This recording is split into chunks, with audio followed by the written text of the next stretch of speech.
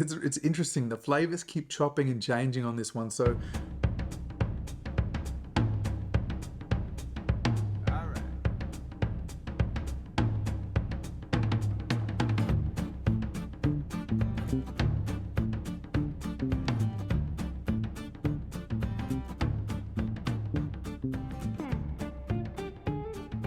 hey guys, my name is Wade.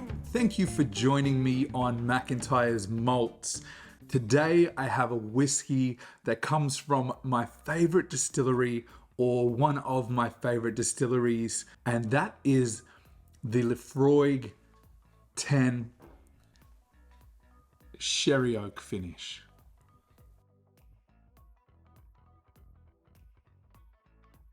So give me a like on the video, and let's get into this one today, okay? The Laphroaig 10 Sherry Oak finish says, this unique expression from Laphroaig combines the unforgettable flavor of our 10-year-old whiskey with the sweet, aromatic flavors from the Oloroso sherry casks. Okay, so there you go. It's just definitely not the PX casks.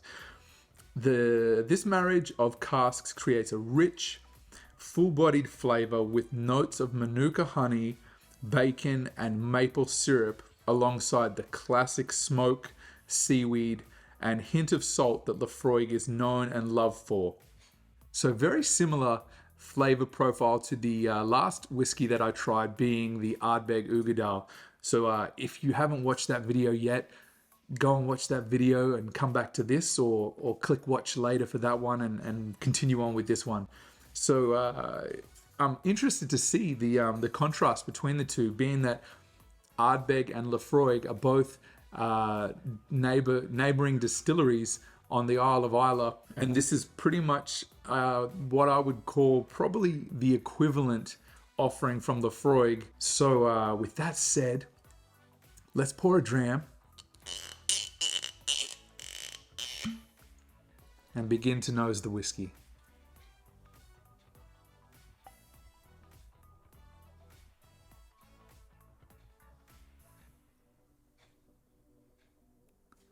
If you're familiar with Laphroaig, you'll see there's a much richer color to this, right? So very much plays to the sherry influence. But having said that, Laphroaig is known to color their whiskey, and there is no mention whatsoever about non-chill filtered. So I would likely suggest that it is chill filtered and also colored. So let's begin with the nosing.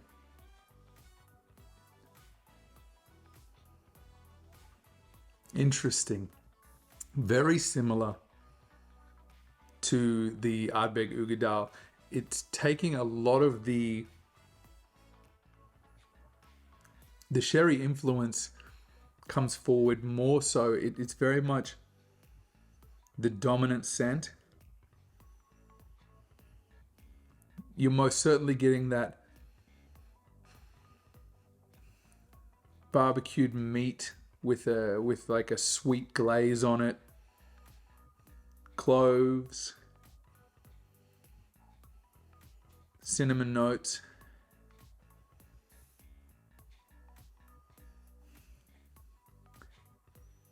Again, not as peat forward on this one. Hints of the medicinal notes that are familiar in a Laphroaig, but they're almost clashing with the notes coming through from the sherry influence. Sometimes I feel that the rich, dry, and dark fruits almost clash a little bit with those medicinal notes on a Laphroaig. Not necessarily a bad thing, just those typical Laphroaig notes aren't as prominent behind the influence of the sherry. This expression is 48% ABV. In Australia, the Laphroaig 10, unfortunately, is only at the bare minimum at 40% ABV. So this is a really nice jump up from that level. You're getting the honey notes in there as well. Think sticky honey on meat that's being barbecued, that sort of caramelization of the sugars in the honey, the almost like brown sugar notes. Lots of spice, baking spice.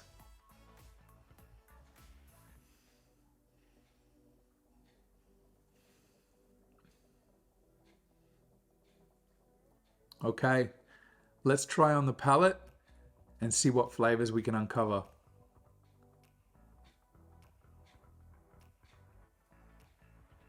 Mmm. Mmm.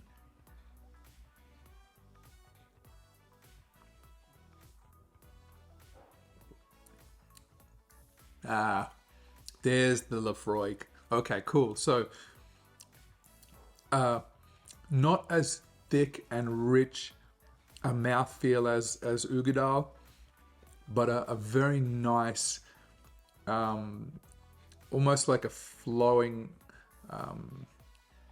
across your palate. It's not a thin whiskey, but it's not anywhere near thick and syrupy. It's probably right in that nice mid-range where it spreads well across the palate.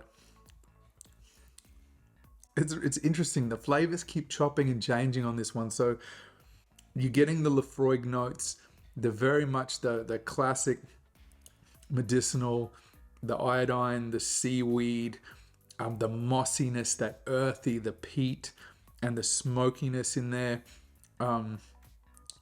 Then at the back of the palate, elements of sweet are sort of vying for my attention. It's very much more so sweet on the nose, but more flavoursome and traditionally Laphroaig on the palate. Interesting. I'm enjoying that change. It's nice to see a whiskey, the difference in the nosing versus the palate, and how you may anticipate it to taste based upon what you're smelling, and it surprises you. So it's cool. I really dig that. Right, in Australia, it's still very difficult to find. The challenging part is a lot of whiskies take a little time to sort of get down to Australia as releases compared to the rest of the world. And in this instance, this is my second bottle. So I bought another one because when I found it, I snapped it up because I don't see it very often. It's a little pricey for, I want to say for what it is, but in the realm, if we're comparing it to the likes of an Ardbeg Ugadal, it's very much in that same price bracket. And I guess given that this compared to the Ugadal being a non-age statement, the Laphroaig actually gives you this age statement as well. So you're getting the 10 years and you're understanding that it's also a sherry oak finish as well.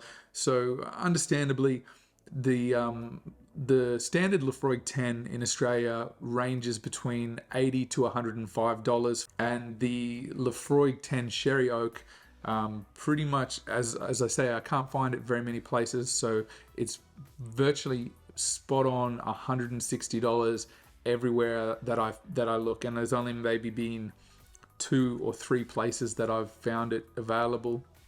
So yeah, again, right in that similar range to an Ardbeg Ugadal, or those kind of expressions of whiskey, if you will. Okay, so now that the whiskey's had a little bit of time to open up and air in the glass, let's have a second sip and see how the flavors have changed. Lovely.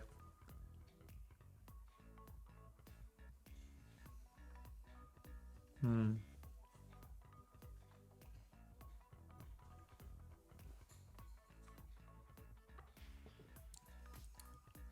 Mm.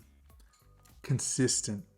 Very much the same experience from the first sip. Right in that realm. You're beginning with the sweet, lovely mouth feel and coating over your palate. The sweet's there. Then when you swallow, you get the explosive feeling of the richer Laphroaig scents, and then when you swallow, you get that heat come through from the 48% ABV, the smokiness, the earthiness is there, elements of saltiness. Very much think classic Laphroaig with that rich fruit influence at the beginning, and finishes like a normal Laphroaig, but with a touch more dryness, probably due to the sherry casks.